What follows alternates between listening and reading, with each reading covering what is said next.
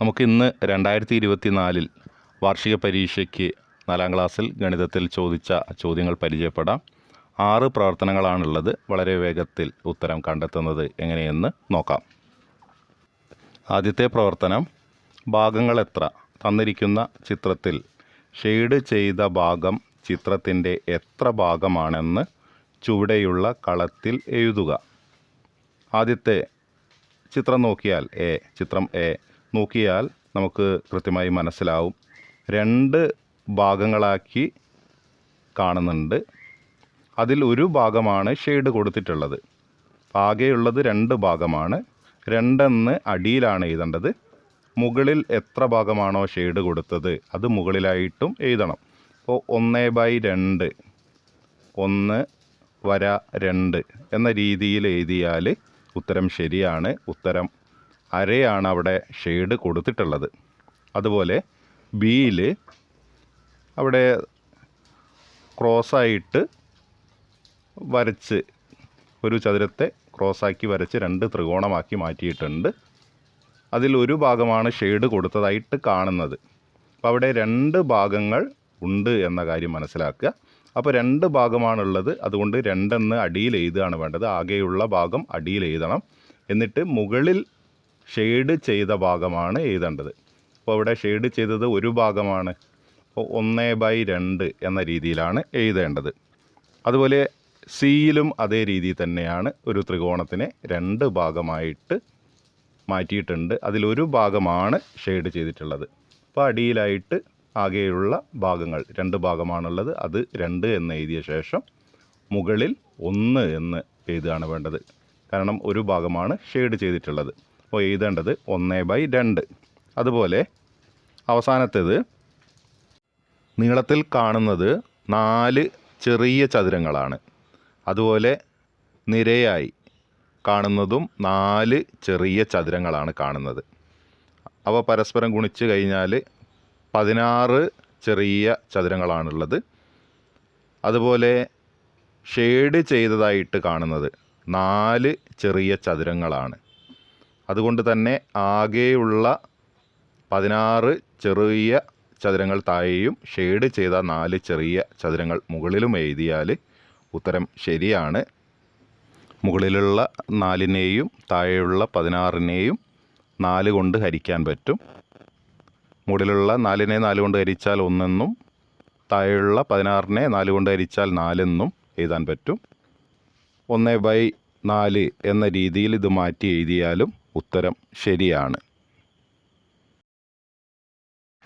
അടുത്തതായി പറയുന്നത്, ചതുരത്തിൻ്റെ 4ൽ ഒരു ഭാഗം നിറം നൽകുക എന്നാണ് പറയുന്നത്. സ്കെയിൽ കൊണ്ട് ചതുരത്തിൻ്റെ നീളം അളന്നെടുത്ത് അതിൻ്റെ പകുതി മാർക്ക് ചെയ്യുക. അതുപോലെ തന്നെ വീതിയും പകുതി മാർക്ക് ചെയ്ത് 2 വരകൾ കൊണ്ട് ഈ ചതുരത്തെ 4 ചതുരങ്ങളായി മുറിക്കാൻ പറ്റും. ആ രീതിയിൽ മുറിച്ച ശേഷം അതിൽ ഒരു ചതുരം, ചെറിയ ചതുരത്തെ നിറം നൽകുകയാണ് വേണ്ടത്. നമ്മുടെ ചാനൽ ഇതുവരെ സബ്സ്ക്രൈബ് ചെയ്യാത്തവരാണെങ്കിൽ സബ്സ്ക്രൈബ് ചെയ്ത് സപ്പോർട്ട് ചെയ്യുക. ഇഷ്ടപ്പെടുകയാണെങ്കിൽ ലൈക്ക് ചെയ്യുക. നിർദ്ദേശങ്ങളും പോരായ്മകളും നിങ്ങൾ കമൻ്റായി രേഖപ്പെടുത്താനും മറന്നു പോകരുത്. അടുത്ത പ്രവർത്തനം നോക്കാം. ഗണിതോത്സവം. സ്കൂൾ തല ഗണിതോത്സവം നടത്തുന്നതിനായി രജനി ടീച്ചർ ക്രയോൺസും 3 ജിക്സോ ബോക്സുകളും വാങ്ങി. ക്രയോൺസിന് 846 രൂപയും 3 ജിക്സോ ബോക്സുകൾക്കും കൂടി 855 രൂപയും നൽകി.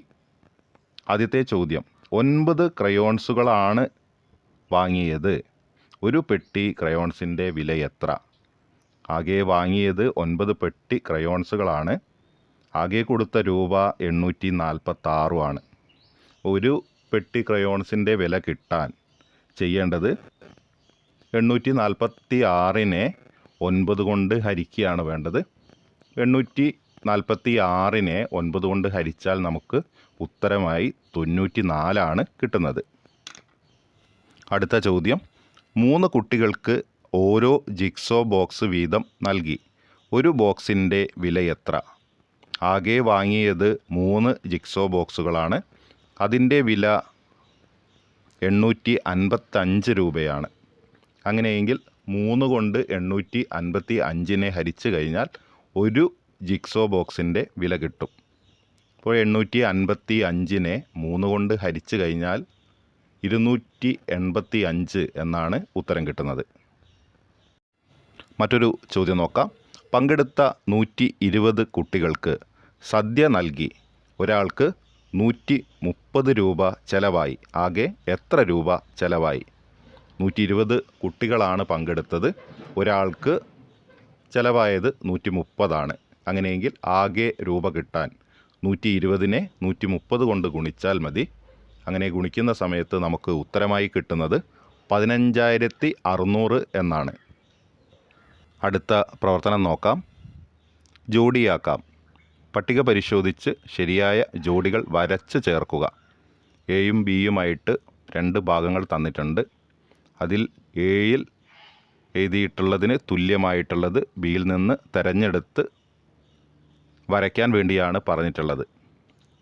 എയിൽ ആദ്യമായി കാണുന്നത് 1 പവനാണ്. 1 പവൻ എന്നാൽ 8 ഗ്രാമാണ്. നമുക്കറിയാവുന്ന കാര്യമാണ്. അത് വരച്ച് യോജിപ്പിക്കുകയാണ് വേണ്ടത്.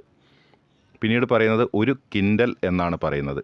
1 കിൻഡൽ എന്നാൽ 100 കിലോയാണ് എന്ന കാര്യം നമുക്കറിയാം. അവിടെയും വരച്ച് ചേർക്കുകയാണ് വേണ്ടത്.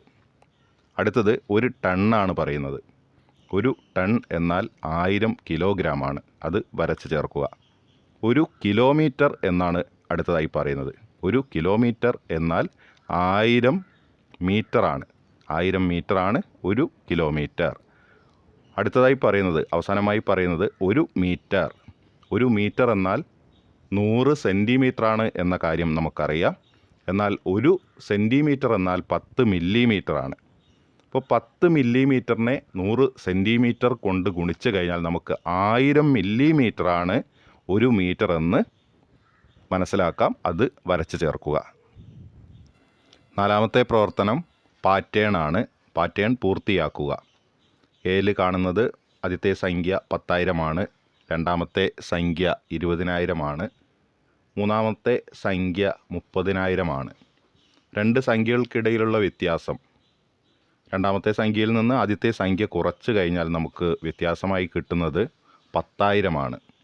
അങ്ങനെയാവുമ്പോൾ അടുത്ത സംഖ്യ 30,000 കൂടെ 10,000 കൂട്ടിയാൽ 40,000. അത് കഴിഞ്ഞാൽ അടുത്ത സംഖ്യ 40,000 10,000 കൂട്ടിയാൽ 50,000. ബിയിൽ 55,000 ആദ്യത്തെ സംഖ്യ, രണ്ടാമത്തെ സംഖ്യ 45,000, മൂന്നാമത്തെ സംഖ്യ 35,000. അവിടെ 10,000 കുറയുന്നതായിട്ടാണ് കാണുന്നത്. അങ്ങനെയെങ്കിൽ 35,000 10,000 കുറച്ചാൽ, 35,000 നിന്ന് 10,000 കുറച്ചാൽ 25,000 നമുക്ക് ഉത്തരമായിട്ട് കിട്ടുക. അതാണ് അടുത്ത സംഖ്യയായി എഴുതേണ്ടത്. അതിനടുത്ത സംഖ്യ 25,000 നിന്ന് 10,000 കുറച്ചാൽ കിട്ടുന്ന സംഖ്യ 15,000. അതാണ് അവസാനമായി എഴുതേണ്ടത്. സിയിൽ 29,841 ആദ്യത്തെ സംഖ്യ, രണ്ടാമത്തെ സംഖ്യ 29,842. അപ്പോൾ ഓരോന്ന് വീതം കൂടുന്ന, ഒരു സംഖ്യ വീതം കൂടുന്നതായിട്ടാണ് കാണുന്നത്. അങ്ങനെയെങ്കിൽ അടുത്ത സംഖ്യയായി എഴുതേണ്ടത് 29,842 1 കൂട്ടിയ സംഖ്യയായ 29,843 എഴുതേണ്ടത്.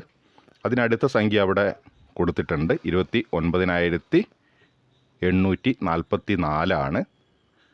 അതിനടുത്ത സംഖ്യയായി എഴുതേണ്ടത് 29,845. അടുത്ത പാറ്റേണിലെ ആദ്യത്തെ സംഖ്യ 43,200, രണ്ടാമത്തെ സംഖ്യ 45,300, മൂന്നാമത്തെ സംഖ്യ 47,400. 2 സംഖ്യകൾക്കിടയിലെ വ്യത്യാസം 43,200 45,300 തമ്മിലുള്ള വ്യത്യാസം. വലിയ സംഖ്യയിൽ നിന്ന് ചെറിയ സംഖ്യ കുറയ്ക്കുന്ന സമയത്ത് 2,100 എന്ന് മനസ്സിലാക്കാൻ പറ്റും. അതുപോലെ തന്നെ 45,300 2,100 കൂട്ടുന്ന സമയത്താണ് 47,400 കിട്ടുന്നത്.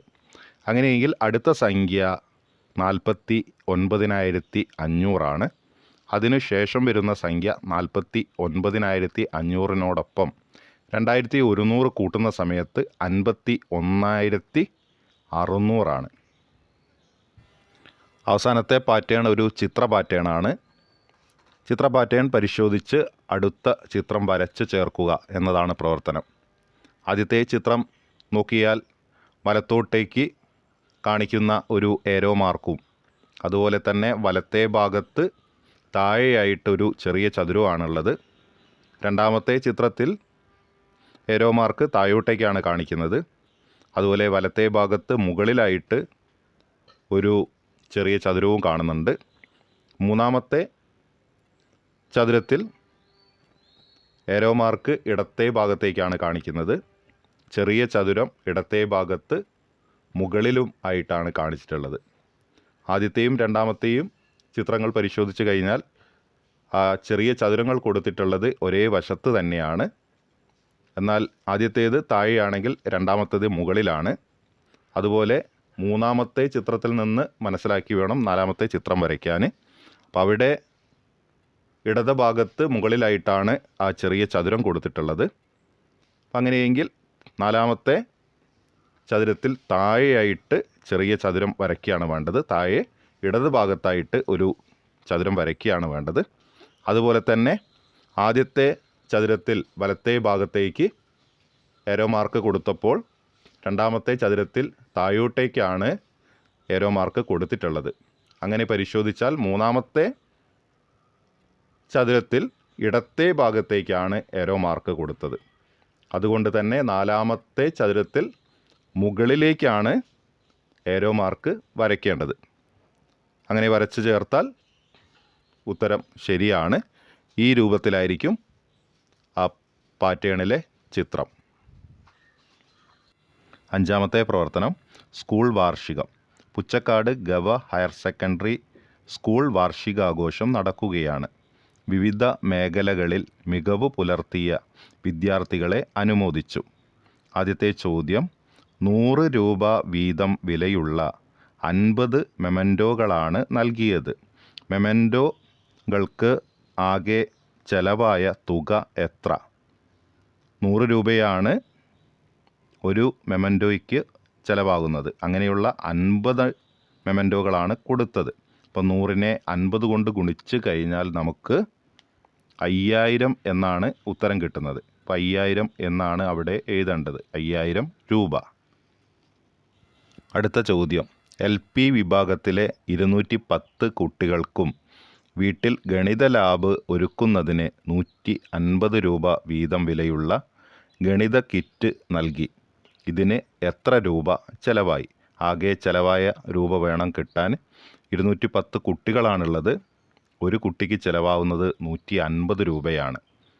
അങ്ങനെയെങ്കിൽ 210നെ 150 കൊണ്ട് ഗുണിച്ച് കഴിഞ്ഞാൽ നമുക്ക് ഉത്തരമായി 31,500 എന്ന് കിട്ടും. അവസാനത്തെ ചോദ്യം, മെമൻറ്റോയ്ക്കും ഗണിത കിറ്റിനും കൂടി ആകെ എത്ര രൂപ ചിലവായി? മെമൻറ്റോയ്ക്ക് ചിലവായത് 5000 രൂപയാണ്. ഗണിത കിറ്റിന് ചിലവായത് 31,500 ആണ്. അവ ഒരുമിച്ച് കൂട്ടുന്ന സമയത്ത് 36,500 രൂപയാണ് ആകെ ചിലവായ രൂപ എന്ന് മനസ്സിലാക്കാം. അവസാനത്തെ പ്രവർത്തനം നോക്കാം. പ്രവർത്തനം 6, ഒളിമ്പിക്സ്. 2020 ടോക്കിയോ ഒളിമ്പിക്സിൽ പങ്കെടുത്ത ചില രാജ്യങ്ങളുടെ മെഡൽ പട്ടികയാണ് താഴെ നൽകിയിരിക്കുന്നത്. പട്ടിക നോക്കിയിട്ട് താഴെ തന്നിട്ടുള്ള ചോദ്യങ്ങൾക്ക് ഉത്തരം എഴുതുകയാണ് വേണ്ടത്. ആദ്യത്തെ ചോദ്യം, ഏറ്റവും കൂടുതൽ മെഡൽ നേടിയ രാജ്യം ഏത്? ഏറ്റവും കൂടുതൽ മെഡൽ നേടിയത് പട്ടിക നോക്കിയാൽ നമുക്ക് മനസ്സിലാവും. അമേരിക്കയാണ് ഏറ്റവും കൂടുതൽ മെഡൽ നേടിയത്. ആകെ മെഡൽ 112 ഉള്ളത് അമേരിക്കയാണ്. അപ്പോൾ അവിടെ എഴുതേണ്ടത് അമേരിക്ക എന്നാണ്. അടുത്ത ചോദ്യം നോക്കാം. സ്വർണ്ണ മെഡലിനേക്കാൾ കൂടുതൽ വെള്ളി മെഡൽ നേടിയ രാജ്യം ഏത്? പട്ടിക നോക്കിയാൽ അമേരിക്കയുടെ സ്വർണ്ണ മെഡൽ 39 എന്നാൽ വെള്ളി മെഡൽ 40. അപ്പോൾ അമേരിക്ക തന്നെയാണ് സ്വർണ്ണ മെഡലിനേക്കാൾ കൂടുതൽ വെള്ളി മെഡൽ നേടിയ രാജ്യം? അമേരിക്ക എന്നാണ് അവിടെ ഉത്തരത്തിൽ എഴുതേണ്ടത്. അടുത്ത ചോദ്യം നോക്കാം. വെള്ളി മെഡലിനേക്കാൾ കൂടുതൽ വെങ്കലം മെഡൽ നേടിയ രാജ്യങ്ങൾ ഏതൊക്കെ? ജപ്പാൻ്റെ വെള്ളി മെഡലും വെങ്കല മെഡലും നോക്കിയാൽ മനസ്സിലാവും. വെള്ളിയേക്കാൾ കൂടുതലാണ് വെങ്കലം.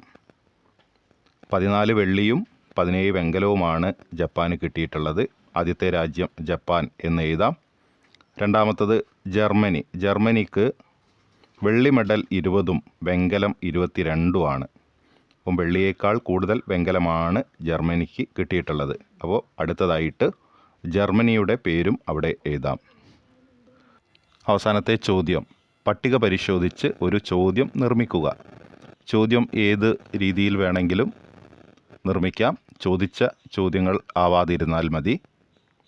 അമേരിക്കയ്ക്ക് എത്ര വെള്ളി മെഡൽ ലഭിച്ചു? അമേരിക്കയ്ക്ക് എത്ര വെങ്കല മെഡൽ ലഭിച്ചു എന്ന രീതിയിൽ ചോദിക്കാം.